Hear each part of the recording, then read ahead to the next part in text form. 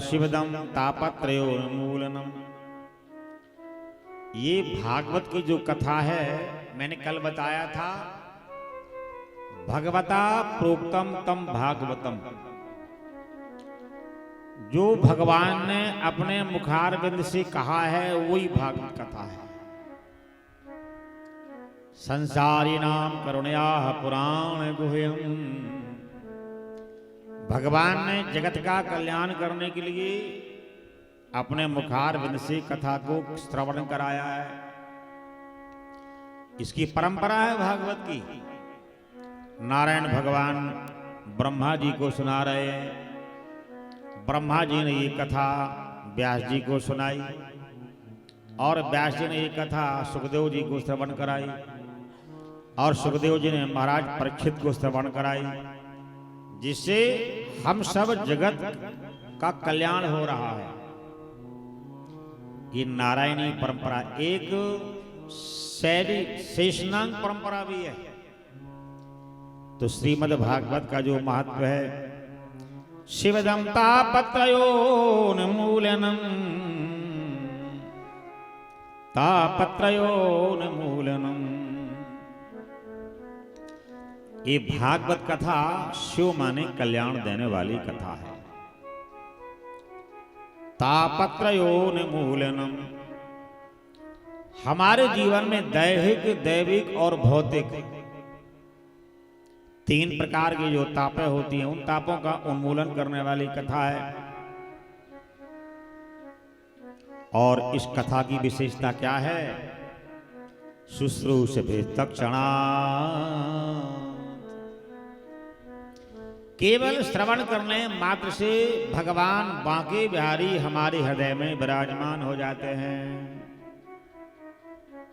सद्यः हृदय अवरुद्धते कृतिभिः शुश्रूषभिस्तक्षणा। भगवान की कथा श्रवण करने पर शुश्रूषभिस्तक्षणा तुरंत ठाकुर जी हृदय में विराजमान हो जाते हैं। तो कैसे सुनना चाहिए? निगम कल्पितरोर्गलितं फलम सुख मुखादमृत द्रव्य संयुतम पिबत भागवतं रसमालयं मुहुरहो रसिका भुवि भावुकाः भुवि भावुकाः। श्रीमद् भागवत कथा सारे वेदों का पका हुआ फल है। जैसे वृक्ष में डालियां हैं, पत्ते हैं, जड़ है, शाखाएं हैं, लेकिन स्वाद तो केवल पके हुए फल में ही मिलता है। तो वेद की परंपराओं में ये श्रीमद् भागवत पका हुआ फल है। इस पके हुए फल को बारंबार पान करना चाहिए। बोले पिया तो मुख से जाता तो कैसे पिए? बोले कर्ण पुटै ही पिबन्त्याः।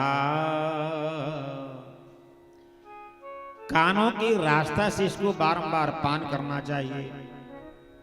निगम कल्पितरोर्गलितं फलम सुख मुखादमृत द्रव्य संयुतम पिबत भागवतं रसमालयं मुहुरहो रसिका भुवि भावुकाः रसिका भुवि भावुकाः रसिका भुवि भावुकाः। रसिक बनकर के और कानों की रास्ता से बारंबार पान करते रहना चाहिए, बारंबार पान करते रहना चाहिए।